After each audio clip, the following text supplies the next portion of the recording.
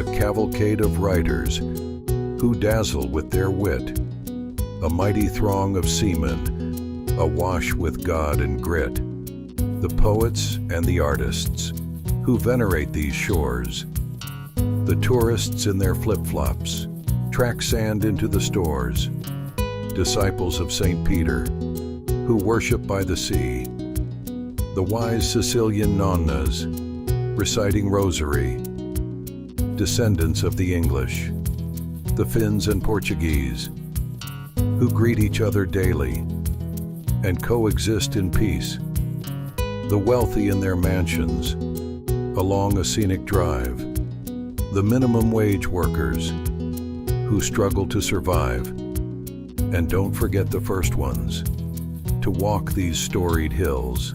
Their whispers linger in the wind, their drum beats echo still.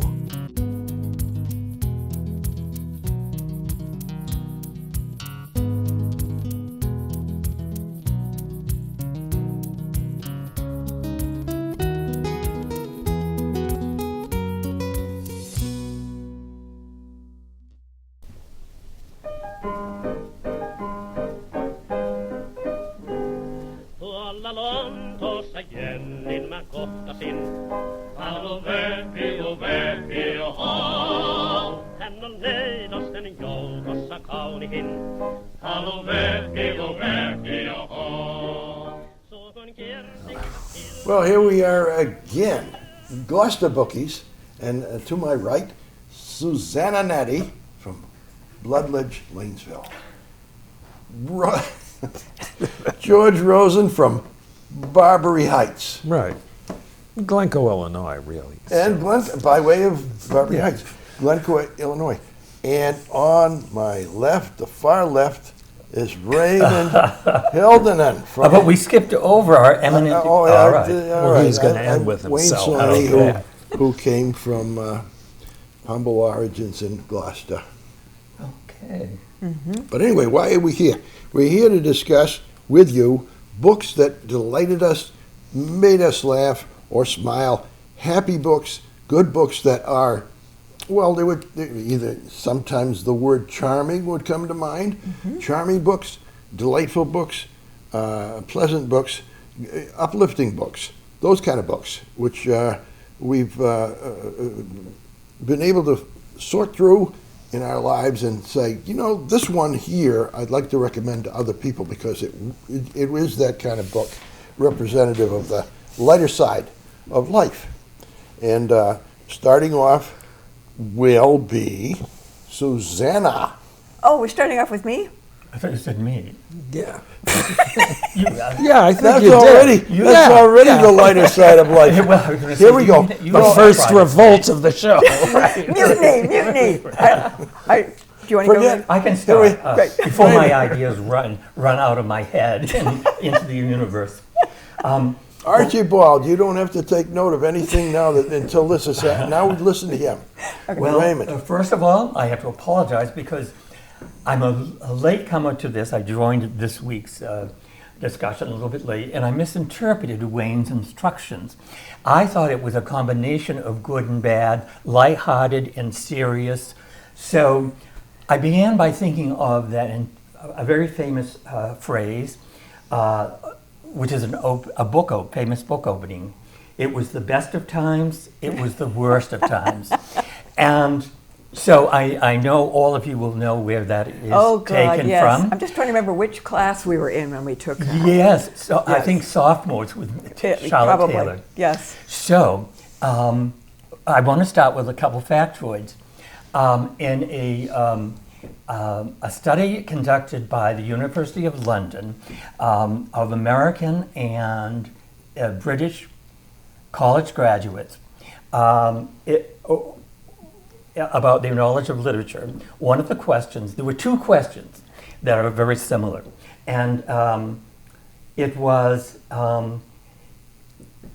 if you take the dystopian opening, a famous dystopian opening, which it really isn't, but it says, it was the best of times and worst of times. Who was the author of this opening phrase? Mm-hmm. Well, Charles Dickens did come in first place, But when it was preceded by the term dystopian, Stephen King, 37% of respondents said Stephen King. Wow. And the next runner-up, 14%, was Jane Austen. What? Later in the same test, quiz, whatever, the question was, who wrote the novel Tale of Two Cities, with a sociological take on the 18th century, early 19th century? Well, this time, Charles Dickens did come in first. I believe 67% named him. But 43% now named Jane Austen because of the social context. And Stephen King came in third with only 23% recognition. I thought that was amazing. So, all of that is an introduction to the book, which I chose because I wanted something that was negative but with a positive and also humorous connection. Bad Days in History. A gleefully grim chronicle of misfortune, mayhem, and misery for every day of the year. Oh, I've got to get that. So, now... By Michael Farquhar. yes, who I'm going to Love talk that to in a minute. name. Yeah. Okay, well, Can I tell you my story about Farquhar because we're on comic? so long as you don't take up my time. Take it out of my time. Right. Go ahead. In high school, we had mandatory ROTC, and we had uniforms. Right. And we were ordered to get them cleaned by Memorial Day for the parade. So one of my buddies asked, I'll give him his name, asked Alan Metzner to take his uniform to the cleaners with his own. And they said, sure, I can do that. So he took his uniform, his own, he left with the name Metzner. And for his buddy's name, he invented one. He said, Farquhar. Oh, wow. So when it came time to get the uniforms, this other kid went to the cleaners and asked by his name for the uniform. We don't have any by that name. So he calls up Alan. He says, what did you do? So, well, I put it under the name of Farquhar. And the guy says, I don't even know how to spell that. Sure. Well, it's not easy. So he did manage to get his uniform out of hock with Farquhar. Go ahead. Okay, so I had visions of, when I saw these bad days throughout history, I had visions of the four husbands of the apocalypse dashing into the pages of the book. And yes, there is conquest, war, famine, and death within the book, but there's also a great deal of humor. You can look up any day of the year, and he picks out Got to get this. events from the past to the present, in which something tragical, but usually with a touch of humor, comes into play. So I'm just going to mention a couple, and then I'll ask you if there's any day you'd like to hear about. Oh, good. But January 1st, I thought was fantastic. January 1st, he picks up the year 1514, and poor Louis XII. He was wedded to this beautiful sister of Henry VIII, Mary Tudor. Well, on their wedding night, in celebration of their wedding, they, of course, and I don't want to be bleeped out, so I'll just say they consummated their marriage. Yes. At the end of the consummation, he died and was no longer king, and she was no longer queen. Then the second thing that he brings up. What's funny about that? Susie laughed. She laughed immediately. Okay. Okay. On January 1st, 1387, Charles the Bad, the King of Navarre. So there's the bad part. Oh, okay. Okay. I mean, did the heralds, you blow the trumpets, now Yes. Charles the Bad will come in. He's He, really, really his- bad, and they his, sang. He had a cure Charles the who took care of his health issues, and he was on New Year's Eve. Charles the Sick, you mean? Well, that's a It's good one. different. Oh, okay. He was wrapped in linens that had been soaked in bourbon, and it was. He thought this was a cure for his ailments. We would now say he suffered greatly from gout and arthritis, very badly. So he was wrapped and a tunic of linen soaked in bourbon. Well, lo and behold, his attendant made a mistake and lit a cigar Oh, no. and lit him on fire, I knew and this he was burned to death on January 1st. Oh, man. So that's now one final one I want to. You all know the Did day they of infamy. have bourbon before Kentucky? I mean, That's what it says. I don't know. you know, the Spanish It must have been a royals French- were the a house French of version. bourbon. Well, exactly. So it might have just been brandy. It could have been. I mean, don't yes. badmouth It could have been. perfectly good whiskey. I mean, it's not. I sometimes wonder about Michael Farquhar's research, although it's annotated. Wow. So then one last one, and then I'll Okay, turn it yeah, over that's to all each right. of you. So I'm sure we all know the Day of Infamy, FDR's Day of Infamy. Yes. Well, no, according to Michael Farquhar, there are, and this is the most any other day. He ascribes the Day of Infamy to February 26th on 10 different dates of history. February 26, 1577, 1616, 1815, 1860, 1918, 1926, 1965, 1987, 1993, and 1995. I could hardly get that all out. And Each of terrible these things happened on all on those. these. And if you want to I find have out, a you've got to read the grandson book. who was born on February 25th, and depending on your time zone, So if Oh, that's If you right. want, everyone you was can very pass cheerful this and around happy and later. I'll 26. pass this around if we have time. You can each read Wow. something about your birthday, and Okay. we can do that. Wow. And then briefly, I wanted to talk about this wonderful book, The Man in the Red Coat, and I hope we can focus on this because it's a beautiful painting by Yeah. John Singer Sargent. Ooh, oh, yeah. And it's a book about John Posey and his friends who were subjects of this book, but also took a momentous trip to London where they met several famous people, including Oscar Wilde. Let's see if I can remember them all. I wanted to say Charles Dickens, I'm still thinking about. But also, several, it's not that crucial to the story, but what is crucial is that this was a scandalous painting. And it's described beautifully in the pages of the novel. It's a man in a red coat. His name is John Posey, and he was a famous scientist in Belle Epoque, Paris.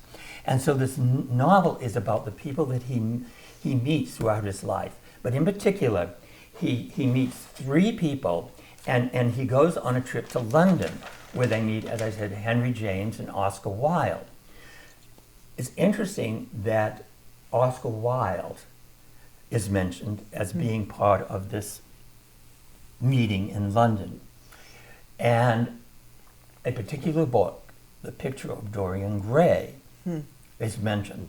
So, to me, again, this is the idea of balance of good and bad. Well, the Picture of Dorian Gray contains a wonderful beginning, at least for the young man, because he's going to live forever in this painting, but it ends to tragedy. Likewise, after this painting, the three men who accompany John Posey to London are afflicted with tragedy in the later part of their life.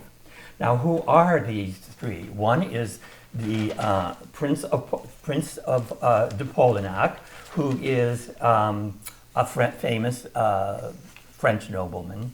The other is the Count of Montesquieu, who also is related to Marie Antoinette. And then the third is John Posey himself. You have 1 minute to kill the book. Okay, well, that does happen because they all suffer some kind of tragedy after they come together. Those two famous are also actually important characters transformed in Marcel Proust's. Yes, exactly, remembrance exactly. of Very things good. past, yeah. Which, if I had had more time, I was actually. So thank you for bringing that up. There we go. And I'll flip you back to 20 seconds anytime you want. No. And I did want to mention there's a connection also to John Singer Sargent, because the Prince, as they say in France, the Prince of Polignac, married a wealthy American heiress who, and because of her, he was able to resuscitate this famous Polignac family, and he became very famous through his wife. His wife was Winnaretta Singer, the heiress to the Singer machine, Oh my. sewing machine fortune. Wow. So it's a beautiful, beautiful book, and I just wanted to say there's a sumptuous description of John Pozzi dressed in what is really a red dressing gown, and some say it's a scarlet red because it brought some kind of scarlet from, in the sense of Hawthorne's The Scarlet Letter. It brought tragedy into his family, and it's also compared to Madame X, the other famous painting by John Singer Sargent. And it scandalized this painting. Well, why should a man be dressed like that? He has very elegant, long fingers, but he's not a piano player. And he has, he's apparently not wearing any linen underneath. He does have it on the top, but not below the drapes of the cloth. Oh, so it's quite a That's sensuous scandalous. painting. Yeah. That's a Sensuous. scandal. Okay. Wow. But it Well, won it- it was shortlisted for the Booker Prize. It's a wonderful book to read. Wow. So it's by Julian Barnes. Julian Barnes. Great. Who else? Yeah. All right. Marvelous. From Thanks, Ray. Fruit of the Loom to I think we were flipping it then to George. No. No, I think you Oh, go then I was, second. okay, great. It's not that I'm avoiding it. Okay. there you No. go. So, Actually, I'm not confirming the fact. I'm just avoiding talking. so 2 days ago, I reviewed what the theme of this Gloucester Bookies was going to be, and I thought, holy mackerel, I've got to make some choices. Fortunately, my bookcase did have quite a few things, and I want to start with one of my favorite cartoonists, Roz Chast, who's a cartoonist yes. for The New Yorker. Yes. And in 2014, she created this book called Can't We Talk About Something More Pleasant? It's a memoir by Roz. Mother. It's wonderful. And it's about her parents. It's about her life and then her dealing with her aging parents. And the thing that they don't want to talk about, can't we talk about something more pleasant, is their impending old age and death. And Roz Chast is just so brilliant at displaying her own neuroses and the neuroses of the people around her. Yes. If you have never seen any of her cartoons, I recommend Googling them. They may not be for everybody, but they're certainly for me. And there's it is got a lot of text in it too, because this really is an accounting of these years with her parents getting older. And I just love this description of her father. My father chain worried, the way others might chain smoke. He never learned to drive, swim, ride a bicycle, or change a light bulb. He was not handy. I never saw him use the stove except to boil water for tea. Even using a simple toaster could become a challenge, and that was before he had senile dementia. Oh, now let's see. You put the bread into one of these two compartments. Oh, how do you know which one? Do you put the bread in first, or do you press this little lever down first? He was bad at opening packages, like cookies or cereal. You could tell which ones he'd tried to open because they were always torn in some strange way, as if a raccoon had tried to get into them. Her Fabulous. sense of observation is Yes. really fantastic. And it gets quite serious. I mean, she doesn't pull any punches. It's quite graphic with what her parents went through as they got older, medical, symptoms all over the place, but she somehow manages to bring humor into all of it. So I find this book actually really uplifting, both because it's a little realistic, but you can face things with a sense of humor, and I like laughing out loud. Yes. When I'm reading something. So I'll read one more thing because I can't resist. So she's describing, this is in cartoon strips too. So you'll have to get this from the dialogue, but it's quite possible. So sometimes I ate dinner with them in the dining room. George, how many olives do you want? I'll have 4. 4? Are you trying to commit suicide? You're right, I'll have 1. Have 2. No, 1 is fine. Why rock the boat?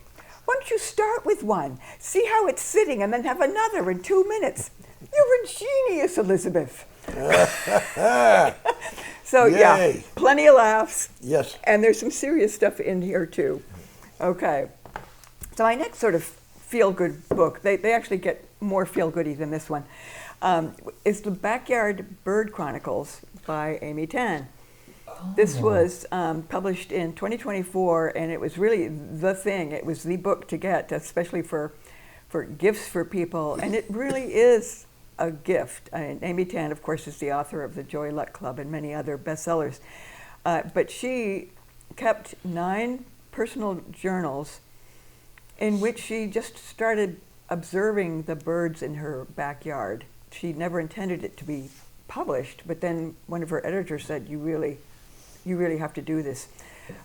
So it operates on a number of different levels, and one is actually to do the chronicling of these books and of these birds and to learn about them.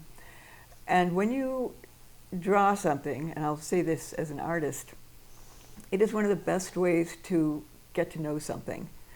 And that's what she's doing. And as she says in the introduction, she was less trying to render a species, a la Roger Tory Peterson, as to make portraits of these individual birds and to understand them as individual little beings.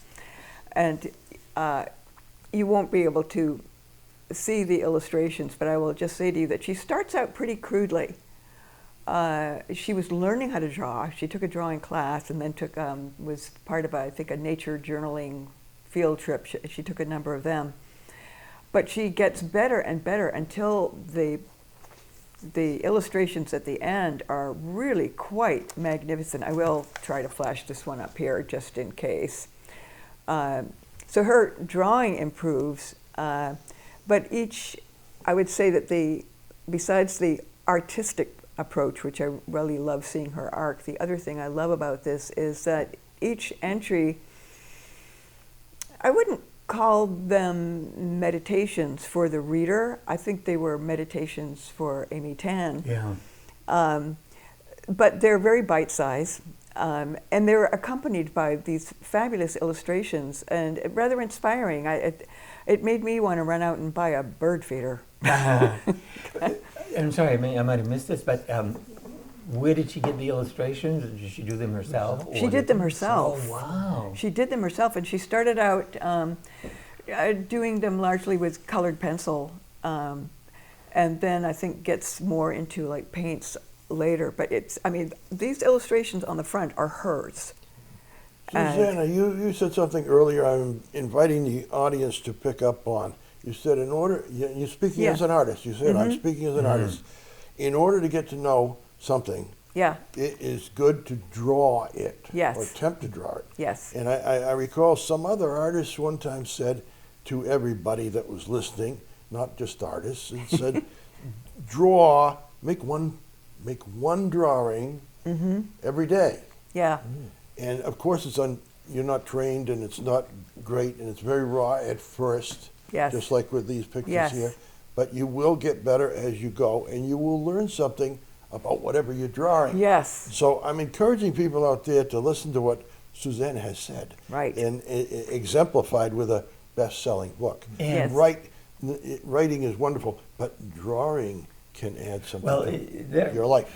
Not exactly a parallel, but in this book, there's a comment that John Posey, who posed for this famous painting, didn't like it, and he told John Singer Sargent, "I don't like it. It looks like me."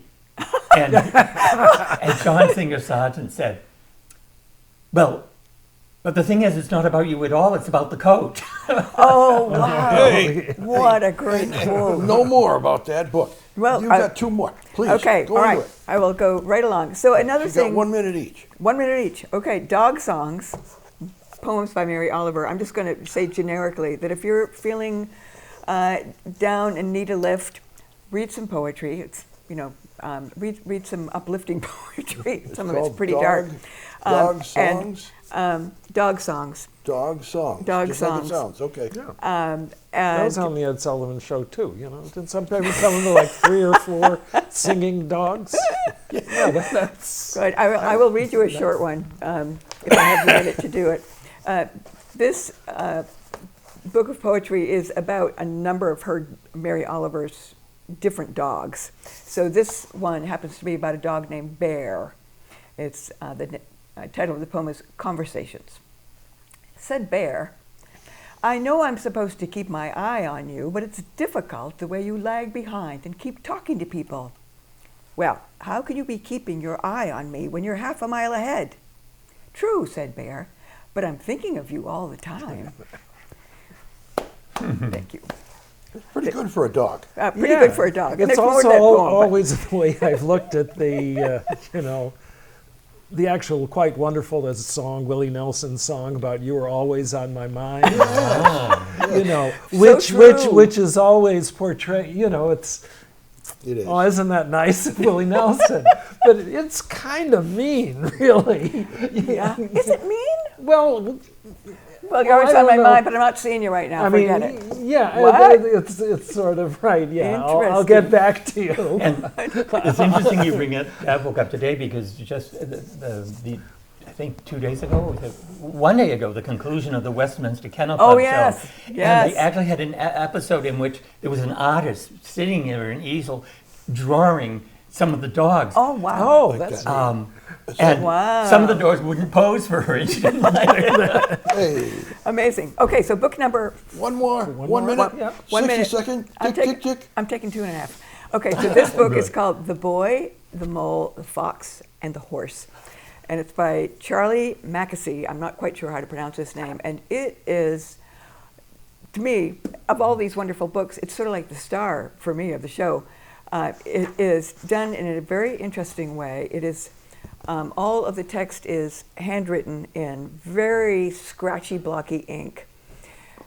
And the dialogue is the kind of dialogue where, if it were given in any other context, for me it would be far too sentimental. It would be very sort of, cutesy, a little bit too much Hallmark movie for me to really enjoy. But it is so wise and so charming.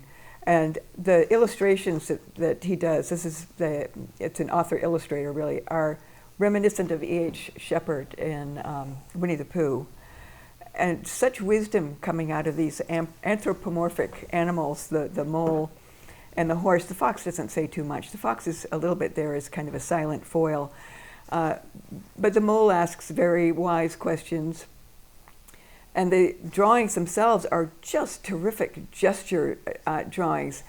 It was made into a movie, and I looked at the trailer very briefly, kind of, a little bit like through my eyes like this, saying, please don't cutify it too much. And the trailer was pretty cute, but I watched the first 15 minutes of the film, and I have to say they captured the spirit of this book. So I recommend this one as one for yourself or one as a gift for somebody you care about. All right. Thank you. Now, George. yes. How cold is it, George?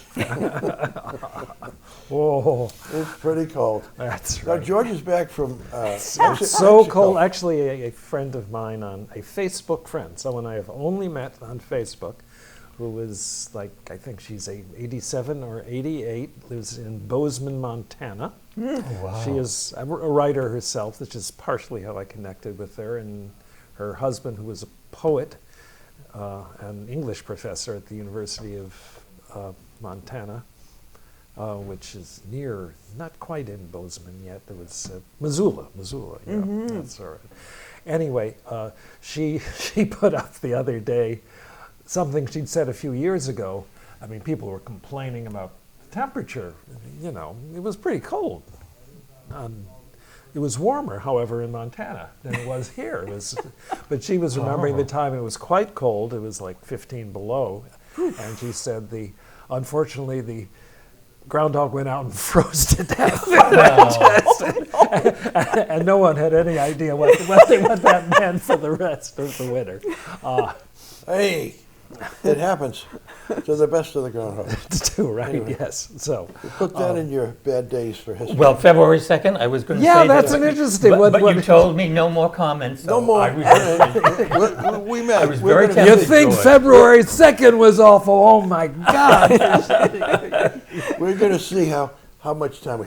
Go ahead. Okay. please. Well, just spinning off of things, I wanted to mention two books. One of which is very old, written around the turn of the 19th century, which is a wonderful.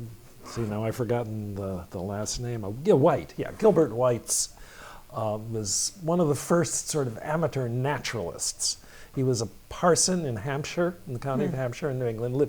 His home is very near Jane Austen's home. In fact, when I visited there with my family, we went to Gilbert White's house one day, and then we went to Jane Austen's house the next. Was she home? No. Well, we kept waiting, you know. You left a card. That's right. Yeah. In those days, you couldn't just, you card couldn't to call visit. someone up ahead of time because, there wasn't a telephone either. But anyway, he was a parson, which seems to be the job that everybody could get, above a certain level, and you didn't really have to do much except on Sunday or Wasn't that usually like the third son or something? yeah.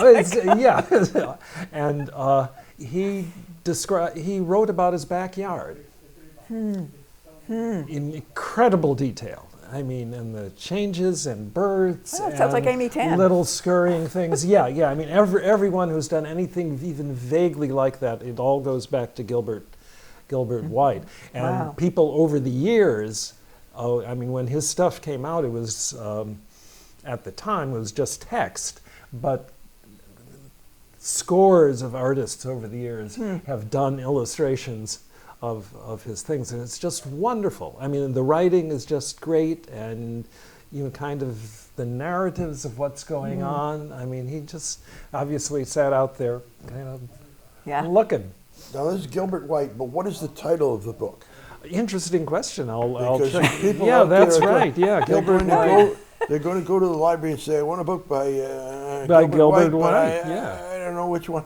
I don't know the title.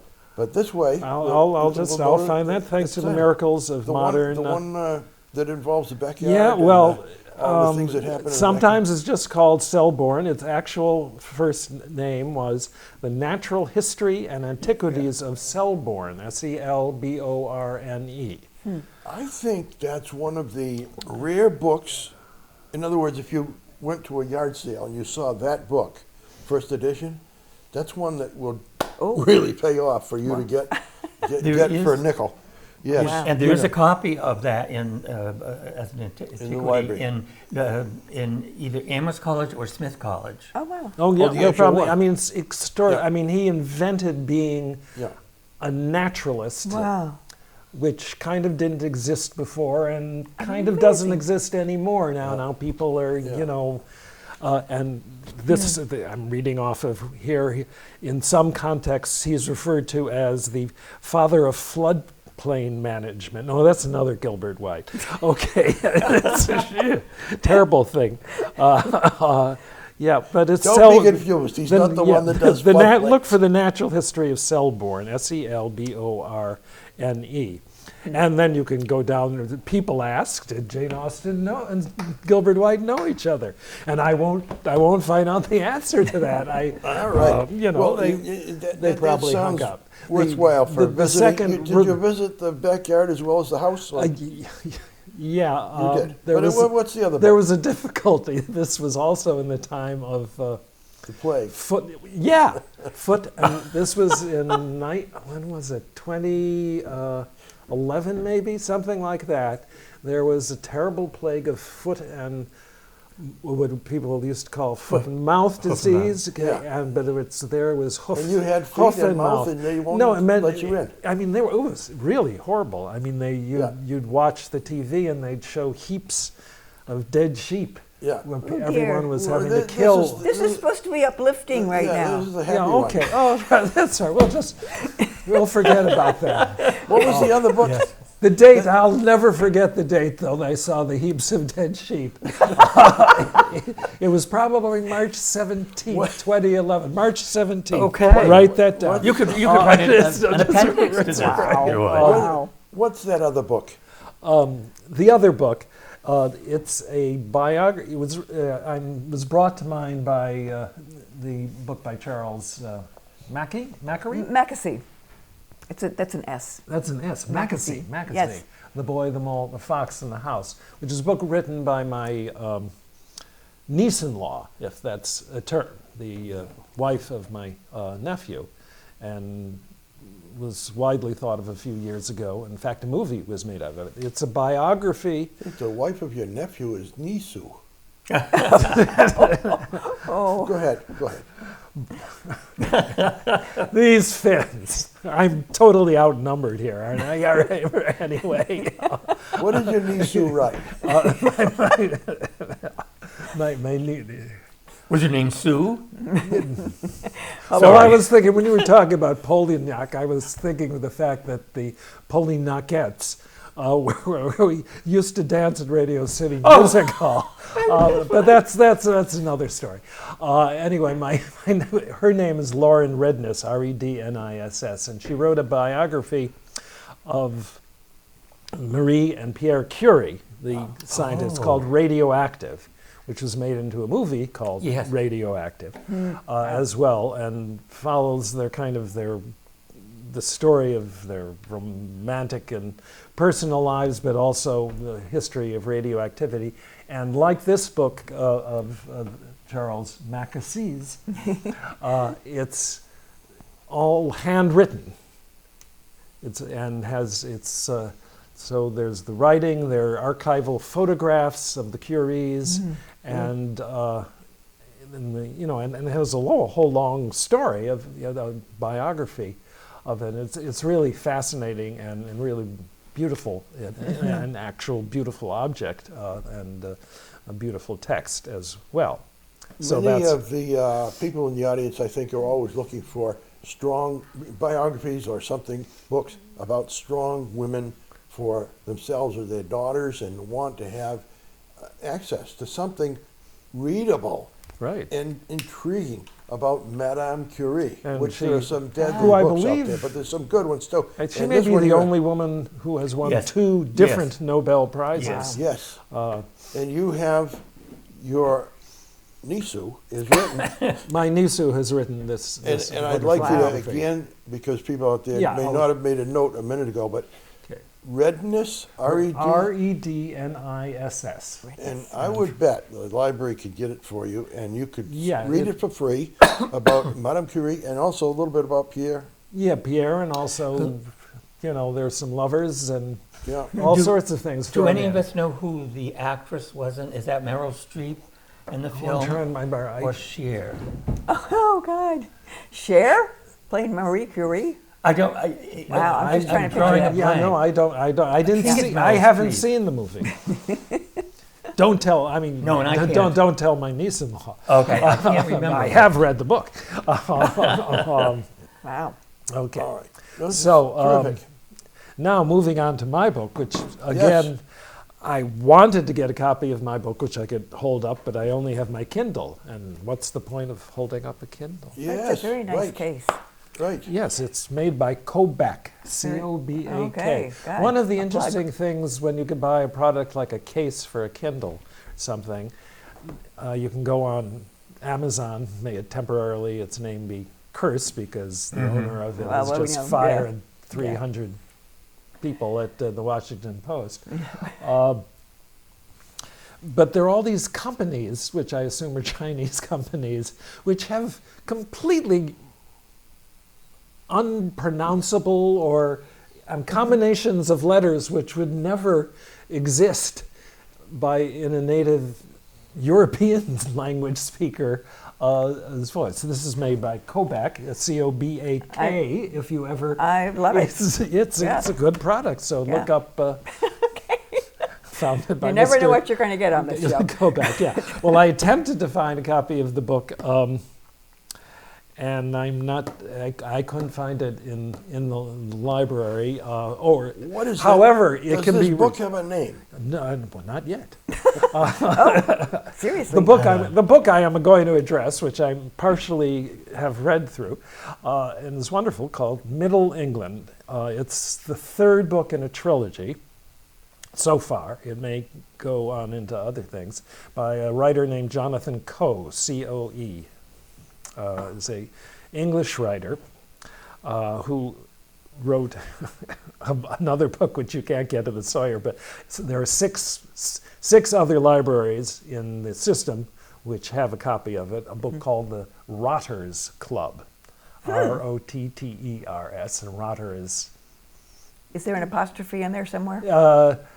Actually, there's an apostrophe after the S, I wondered. because Okay. there are a number of Rotters. These are precisely the question. These are, Yeah. this is, when put together, all three of these books, the Rotters Club, the Closed Circle, and the book I'm reading right now called Middle England, all by Jonathan Coe.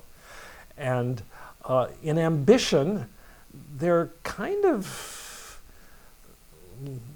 like writing huge soap operas about the entire history of England over the past 40 or 50 years. Ooh. But they're individually and chapter by chapter hilarious. Yeah, that was It's- what I was waiting for. Yeah, for. it's Hilarious. really Okay. it's if the sort of jokey version of the Tale of Two Cities or something. Actually, the thing is he carries it off. There, Yeah. you know, it's both the first one is talking about the era just before Margaret Thatcher takes over and everything kind of goes to hell. A significant event in the, I mean, you're reading along mainly about this kind of high school hilarity, really, of or a British version of it. And these are not rich people; these are middle class people. And then all of a sudden, a IRA bomb goes off and kind of explodes the story of the book, and the lives of at least one of the people in it. And then the middle book is... Which one? What's the title of the first one? First one is the Rotters the Rotters Club. Okay. And, And then it's these have Middle been England. showered with Okay. awards. Yes. I haven't. And then the second one is the Closed Circle.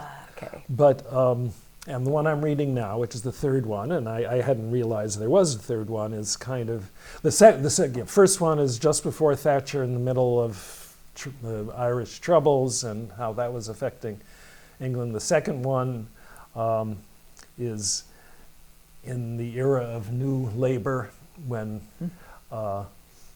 Tony Blair takes over and kind of the meanest kid in school in the first one becomes the Stephen Miller, one might say, of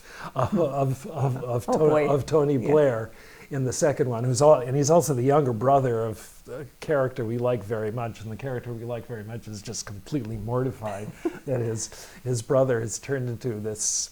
Can you say? Wayne's going to say yes. Yes, because we're going to bleep out bad words. Yeah. Oh, okay. That's right. Yeah, I was going to ask you, Jonathan Coe, one of them shortlisted for the Booker Prize, or is it for the Duff Cooper Prize as a sort of historical view looking back? I think it's been Booker. He's written. The ones I've read have just been this trilogy, ending with Middle England. That's the one I'm reading now. But it's if I'm going to recommend a book to start with, I'd start with the Rotters Club. Yeah, he's written perhaps 40 or 50 books. He's been on the committee which chooses the Booker Prize. And believe it or not, did any of you see the recently streamed program, The Night Manager, which I think is very good? Yeah. Supposedly, I read a review in which it mentioned one of the scriptwriters for this was influenced by something he read about Jonathan Coe having to do with Margaret Thatcher's relationship to Parliament. All right. Now's my turn. You've been patiently waiting till the end. I haven't even read any of the funny parts I was going to do. Well, we have another hour coming up. No. Take George's word for it. If he says it's hilarious, it's hilarious. It's hilarious. And anyway, here we go. Archibald, you're still awake. You're still with us. I want to tell Archibald he's our greatest fan in Rockport. I like this. Hello, Archibald, and here it is. I brought something here that's funny, a nice thing. There's an author up in Maine named Stephen King, and Stephen King has written a lot of books, and mostly horror movies and things like that were made out of him. But he wrote one also on writing, and it's called On Writing. Did he write a version of The Tale of Two Cities? He didn't. He wrote a Tale of Two States. There was, because Massachusetts and Maine used to be joined together up until 1820. But that's another story. So here we go. This is the tale of... Why are you pointing at me when you say that? Right.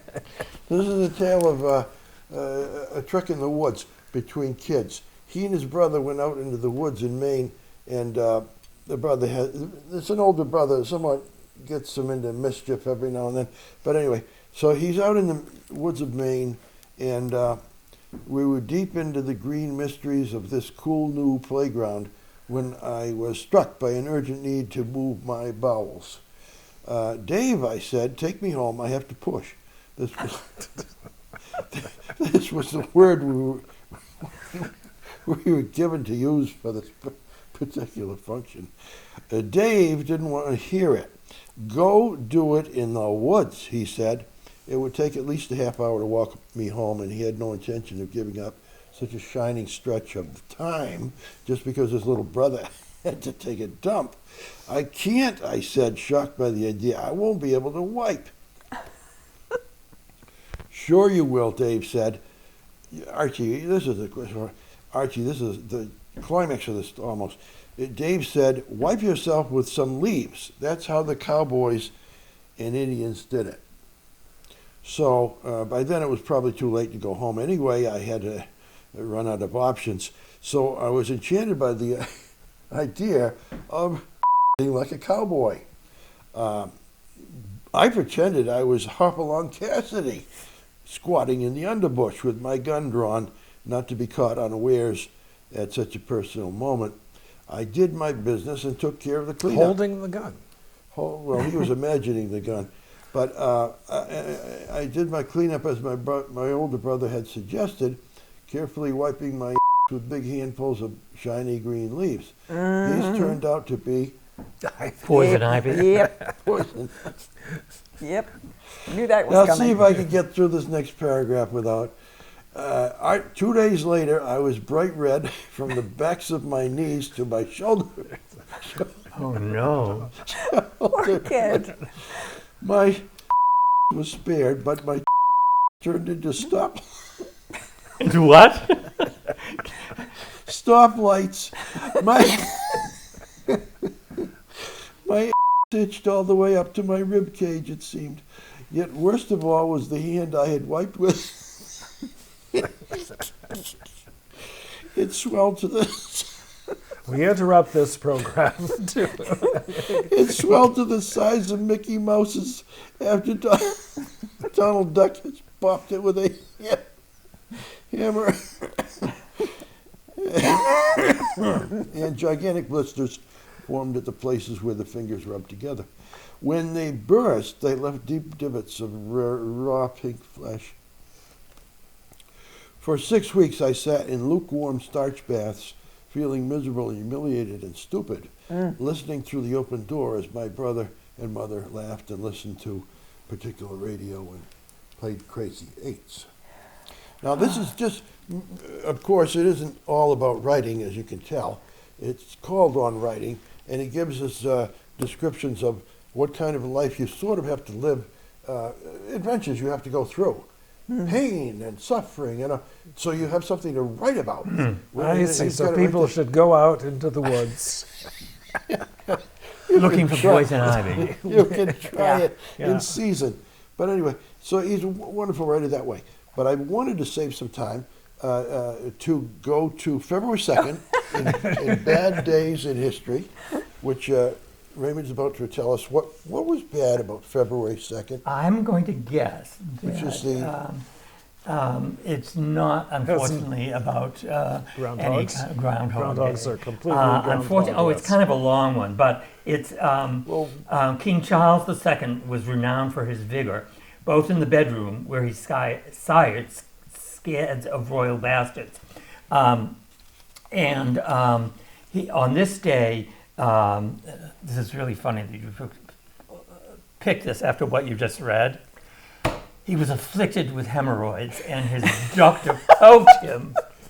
And This is quite a show. I don't believe you chose this date. Yep. Okay. And he poked him to, I guess, reinsert.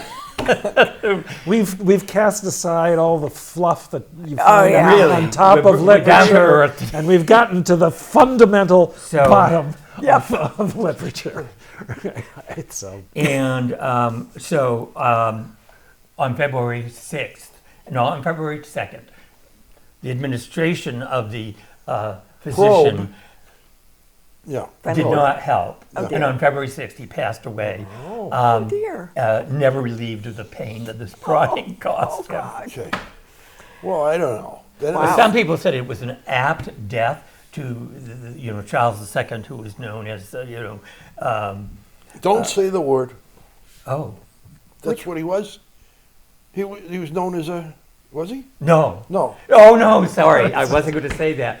But he was known as, well, he had like 20 mistresses. And Oh, wow. So they thought it was perhaps Okay. appropriate Well, for him. in that we have saved the day with February 2nd. And don't We you do have another book, though? Well, that's the Oh, that's, downside of life. That well, that's for always think another of show. always Yeah. think of the downside of life. Right. That's what is coming up. Yeah. Coming up. Who has something that we can end the show with a bang? Well, are we exhausted entirely? You totally depleted? I can take another story out of Stephen King, I suppose. Well, I would what- just say about Stephen King that in the early 90s, I was teaching writing workshops kind of to undergraduates at Tufts University. And I would ask the people who were interested in fiction writing, who do you like? What have you just read? And universally, Stephen King had written the last book they had read, and that was their beau ideal of what they wanted to do. I mean, he Just let me universal influence to the gentleman. Just let me say, besides the universal, he had a very personal influence on one person from Cape Ann, and I'd like to say that on the air here. People remember the late Rick Hautala, Hautala, yeah. who was from Rockport and grew up in the graduate of Rockport High School, went to University of Maine, was interested all his life in becoming a writer, and lo and behold, who his roommate was in freshman year in UMaine was Stephen King. Just by chance, they were put together.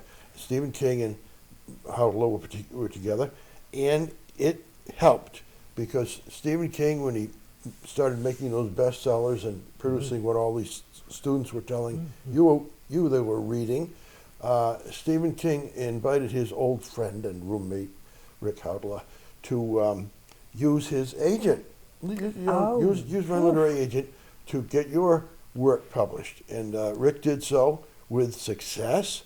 I believe his book on, I think it's called The Moonstone. It was something about a farm in Maine with a little girl who was haunting it, and so on. It was actually a million-book seller. Wow. Yeah. Nice. And so it was his debut novel. So he had a contract for many more, and he did end up with awards also for his practice in that field, the genre of fantasy and science fiction and horror. But anyway, that was a thing of possible interest to people in Gloucester and Rockport to go to the library and see something written by Rick Hautala. Probably also you'll amble through the aisle and say, I wonder if there's anything around that Stephen King wrote. And yeah, you find there's a few books here, all of Stephen King. And they won't be necessarily comical or hilarious as I've just read from The Poison Ivy, but he's got some other things that he has a knack for telling, tales for telling. All right. Luckily, Raymond has found another day, another bad day to talk about. Go ahead. Why the author chose March 25th, 1988. Apparently, March 25th has not been very important throughout history, according to. So, what happened on March 25th, 1988? Well, Peter Duesberg, the professor of molecular biology at the University of California, Berkeley, published an article on March 25th, 1988, denying the existence of the existence of the HIV virus, the cause of AIDS, and stating that this virus is just a pussycat. Huh. Well, there we are. That's the way it is. I ran a little writers seminar, open to the public at the Boston Public Library for about a year. And during that time, we had numbers of people come in. One of the most memorable that I remember was an Asian gentleman came in with something like a suitcase rather than a briefcase. Suitcase, and he opened it up and put on the table a stack of, it must have been a ream of paper, probably even 1,000 page. It was a huge stack of paper. And I said to ask around what people were writing and interested in writing. And when it came to his turn, he said, he asked me a question. He said, how many books have you published? Well, at that time, I think it was only 2. So I said, 2 books. He said, 2. As if he was not sure that he was going to even stay. He started to get ready to put his manuscript in there. He said, I have written a book that proves the existence of God. I said, whoa. But he wouldn't stay. He didn't stay to read it or quote it or tell us about it or at all. And I don't know that it's been published yet. but it reminds me that you talk about bad days of history. I mean, I don't know that we had a great session after that. It was all downhill. Nobody could come up with that. Ladies and gentlemen, we are at the point of bidding you adieu until the next time, which will be a session to remember. Not a bad day. I hope it's been a good day for you. I hope it will continue with many more. The next occasion we see one another, I'd be glad to see you. And let's tell them what it's going to be about. We're going to talk about bad days in history. It's over. Tuolla Lontoossa Jennin mä kohtasin. Halo väpi, oho. Hän on neitosten joukossa kaunihin. Halo väpi, oho. Suuhun kirsikka silmät niin mustat kuin yö. Ja ne loisti kuin tuikkiva tähtien työ.